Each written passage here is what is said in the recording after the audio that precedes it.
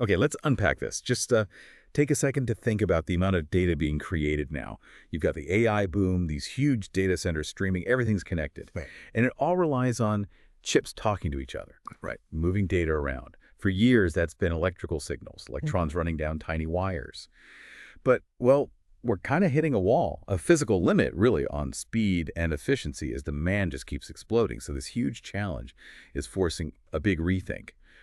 Can we swap electrons for light inside the chips? Yeah, it's a really critical question now because silicon, it's been the king of electronics forever, but it just wasn't really designed with light in mind. It's brilliant for electrical stuff, but when you try to get it to handle photons' light signals at the speeds, the energy levels, and across the whole range of, let's say, colors or wavelengths we need, silicon starts to look a bit, well, awkward. It's like trying to run bullet trains on old horse and buggy roads. It just doesn't quite fit. Right. So if silicon isn't perfect for photons, what's the alternative? Well, there's this contender people have talked about for a while now, graphene. This material, famously just, what, one atom thick, could that be the answer? It might be. Graphene is essentially just a single sheet of carbon atoms arranged in that honeycomb pattern. Looks simple, but that structure gives it some really extraordinary properties, both electronic and optical. Unlike silicon, it interacts really strongly with light over a massive spectrum, and the way charges move through it, it's almost unbelievably fast.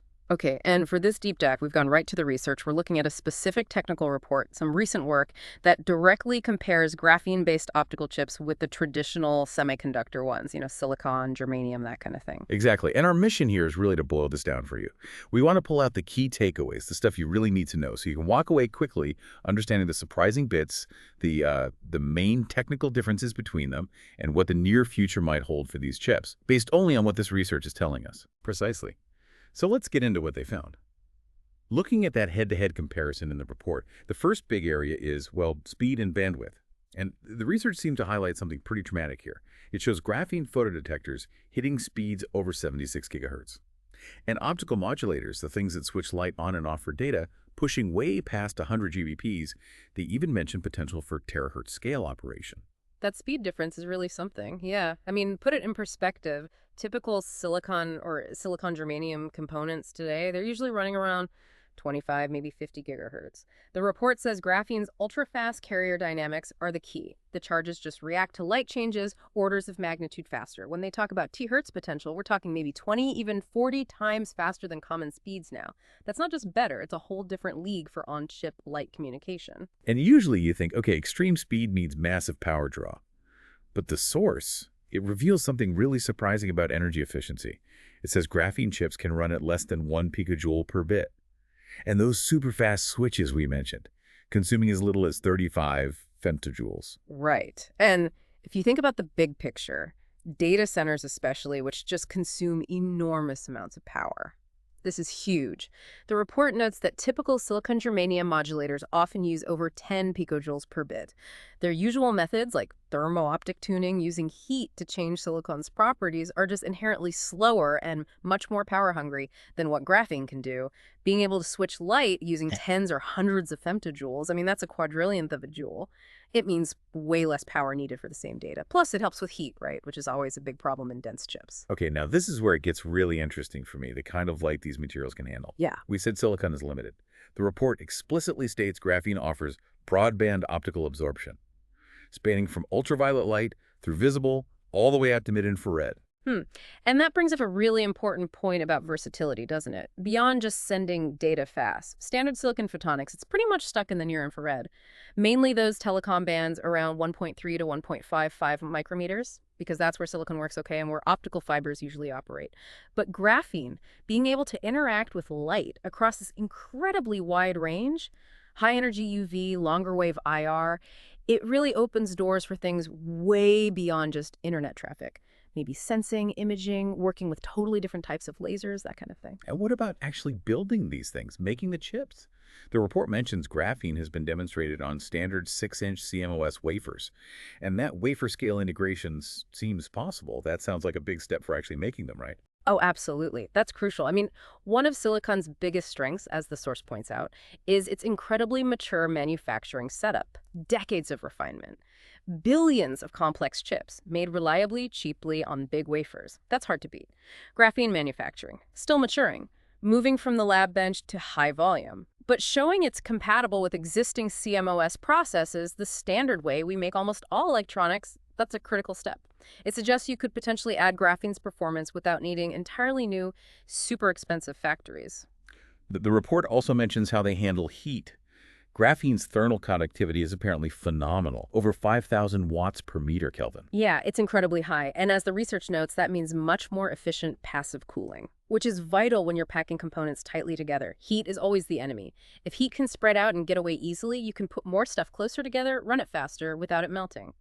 Silica's thermal conductivity is, well, it's decent, around 150 milliampere K, but it often needs more help, bulkier cooling. So can we pull some specific numbers from the research they cite?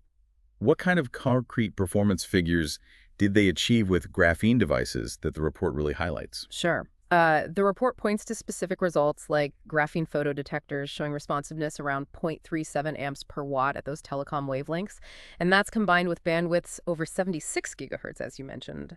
For the optical modulators, they've shown speeds potentially heading towards hundreds of gigahertz, and really low energy use around 0.33 picojoules per bit, with switching times under 600 femtoseconds. Extremely fast. There was something about all optical switching. What did the source say about that? Ah, yes, that finding is particularly interesting. The report highlights these demonstrations of switching light with light in graphene, and the switching energy was just 35 femtojoules, response time around 260 femtoseconds. This specific method is just orders of magnitude faster and more efficient than the typical ways used in semiconductors, like those thermal or plasma effects. Right, and then those thermal and mechanical points come up again, great cooling, and because it's so thin, you can make things incredibly small. Exactly. Being almost atomically thin means you can integrate graphene into really compact, high-performance structures, things like photonic crystal cavities, so you get miniaturization alongside that top-tier performance. Okay, so based on everything in this report, what are the sort of explicit pros and cons listed for both materials when we're talking integrated photonics? Well, for graphene, the big advantages they highlight are definitely that potential for terahertz speeds, driven by those ultra-fast carrier dynamics. Also, its broad spectral range, UV to mid-IR, and that remarkably low energy needed for switching and modulation. And crucially, the fact that it seems increasingly compatible with CMOS manufacturing is seen as a major plus going forward. And the downsides for graphene right now, according to this research. The limitations they cite really revolve around manufacturing consistency and reliability at scale. Things like getting perfectly uniform, defect-free graphene grown over large areas needed for mass production. That's still tough. And some persistent technical challenges like getting good electrical contact between the graphene and metals.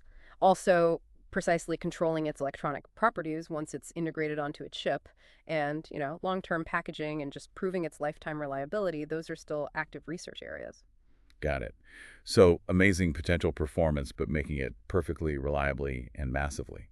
That's still the engineering challenge. What about the other side? Silicon and germanium. What advantages does the report list for them? Their overwhelming strength, according to the source, is just being industry-ready. They have decades of development behind them, a massive, mature global manufacturing base that can pump out chips with high yields, and really well-established ways to integrate everything, including putting electronics and photonics together on one chip. High-performance detectors, waveguides, that stuff is already widely used. And their limitations, as noted in this comparison. The report is pretty clear that semiconductor modulators, especially pure silicon ones, are fundamentally limited by something called the plasma dispersion effect. It caps their speed and efficiency. Their common tuning method, that thermal optic effect we mentioned, is just slow, microseconds compared to graphene's femtoseconds. And critically, they're just not flexible outside that near-infrared telecom window. They can't really process broadband light. Yeah, that really lays out the trade-offs clearly. So looking at the outlook and recommendations section in the source material, what do they predict is the most likely future based on this comparison? The report strongly suggests that hybrid platforms are the way forward, specifically combining graphene with silicon photonics. The logic seems pretty clear. Use graphene where you need its absolute peak performance, the speed, the efficiency, the broadband capability, but integrate it onto silicon platforms to leverage silicon's mature, scalable manufacturing and all the existing infrastructure. And they don't just focus on data centers, right? The report also mentions graphene speeding up ultra-fast optical interconnects, which makes total sense with those speeds. but also potential in areas like neuromorphic photonics, chips mimicking the brain, Yeah. and mid-IR sensors. Yes, exactly. Those are specific areas where graphene's unique abilities offer something silicon really struggles with. Its speed for neuromorphic ideas and its interaction with that mid-infrared spectrum, which is super useful for sensing many different molecules. And the recommendations in the source seem to line up perfectly with that hybrid outlook, pushing for more R&D on hybrid integration, standardizing graphene production on bigger wafers for manufacturing scale, Mhm. and supporting pilot projects in high-demand spots like data centers or AI hardware, where that performance boost is needed most urgently. They also explicitly recommend looking beyond just telecom, investing in applications that use graphene's broadband nature fields like quantum computing or biomedical optics, which could really benefit from its unique interactions with different kinds of light. Okay, so let's bring it all together then. Based purely on what this technical report and research are telling us, the core message seems pretty compelling, doesn't it? Graphene offers potentially mind-blowing speed, this huge light spectrum capability, and energy efficiency. Things that silicon, for all its maturity, just can't quite match in terms of raw photonic performance. Absolutely. But the practical way forward, as the source clearly lays out, probably isn't some overnight graphene revolution where it replaces everything. It looks more like an evolution, strategically combining graphene's cutting-edge abilities with silicon's proven, reliable, scalable manufacturing backbone.